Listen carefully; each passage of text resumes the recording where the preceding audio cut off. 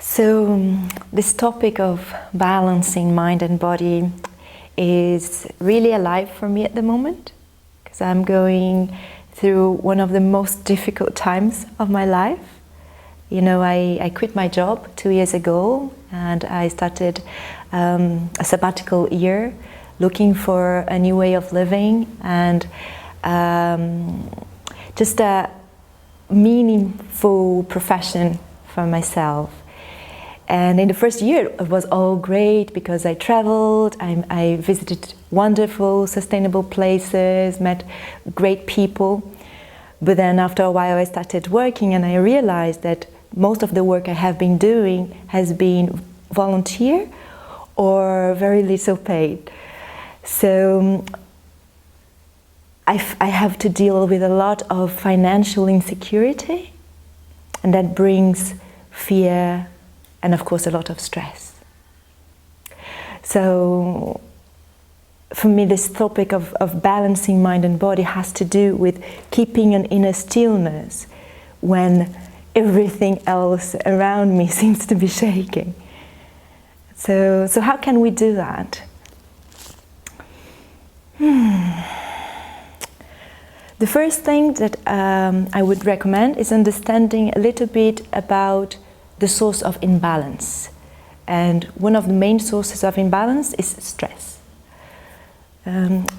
This response of stress is well known as the fight, flight or freeze reaction.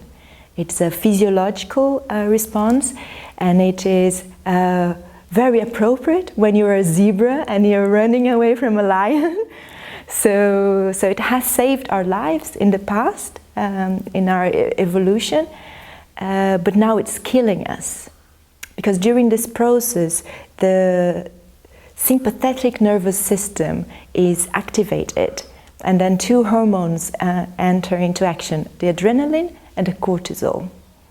And if you're stressed during a prolonged time, the cortisol becomes a poison.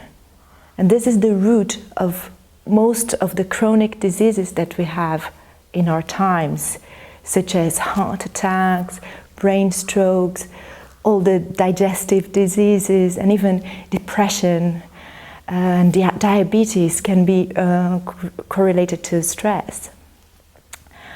So what I'd like to suggest here are some strategies to bring back that balance and activate the parasympathetic nervous system, which is the one that makes you get relaxed.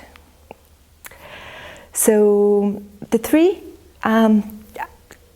tips I'm going to give you are breathing, finding a relaxation response, and managing your routine. It's about the breathing. When we're under stress, we usually just breathe with this top part of our lungs. So that means that only 10% of the lung capacity is used, and you have like that very short breath. So the intention is to go into a deep breath, and you can try it now.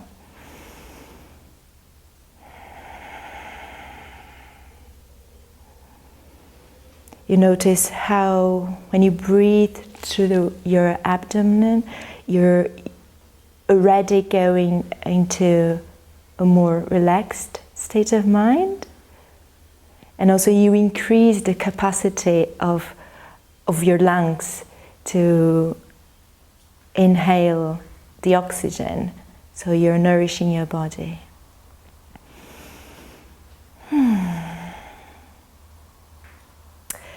The second thing that I'm calling a relaxation response is actually any practice that makes you get out of that alert mode.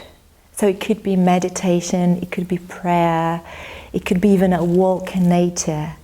Some other things such as self-massage and even hugs can also release the good hormones, as we call them, like oxytocin, serotonin and dopamine.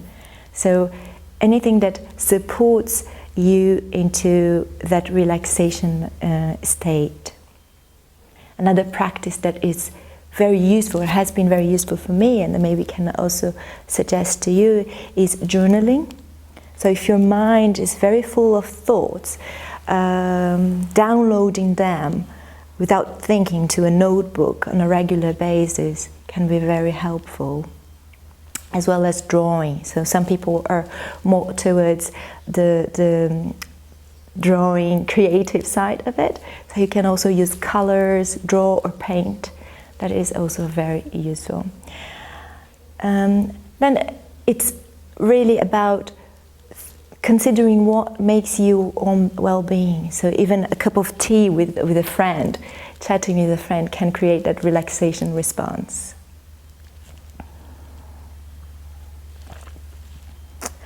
And then finally, what I would like to talk about also is about your routine. So it's well known that if you have a good night's sleep, and if you have a good diet and exercise, these can create a very solid basis for your well-being. So maybe you already have a personal resilience practice, and sticking to it at this moment can make a real difference. And if you don't have one, you can also create one during this moment of crisis, trying to be more regular with what you eat, so selecting fresh and local foods, vegetables, reducing the consumption of meat, or becoming a vegetarian if you can, or reducing the salt and the sugar. This all can make a difference in terms of how you feel. This is because when you're under stress, the immune system and the digestive system are put to a hold in order to give you the alertness and give you the speed that you need to run away or to fight. So in that sense, whenever you create a routine that allows you to nourish yourself and to reinforce your immune system and care for your digestive system, you're also counteracting the symptoms created by stress.